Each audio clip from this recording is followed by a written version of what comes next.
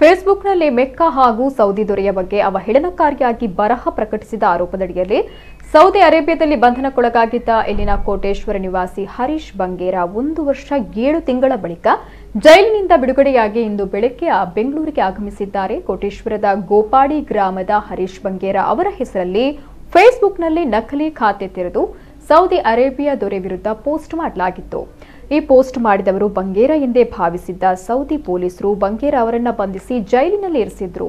ಹರೀಶ್ ಬಂಗೇರ ಅವರ ಹೆಸರಿನಲ್ಲಿ ನಕಲಿ ಫೇಸ್ಬುಕ್ ಖಾತೆ ತೆಗೆದು ಅನಗತ್ಯ ಪೋಸ್ಟ್ ಮಾಡಿರುವ ಕುರಿತು ತನಿಖೆ ನಡೆಸುವಂತೆ ಅವರ ಪತ್ನಿ ನೀಡಿರುವ ದೂರನ್ನ ದಾಖಲಿಸಿಕೊಂಡು ತನಿಖೆ ನಡೆಸಿದ್ದ ಜಿಲ್ಲಾ ಪೊಲೀಸ್ ಇಲಾಖೆಯ ಸೈಬರ್ ಅಪರಾಧ ವಿಭಾಗ ಪ್ರಕರಣಕ್ಕೆ ಸಂಬಂಧಪಟ್ಟಂತೆ ಮೂಡಬಿದರೆಯ 2 ಆರೋಪಿಗಳನ್ನು ಬಂಧಿಸಿದ್ರು.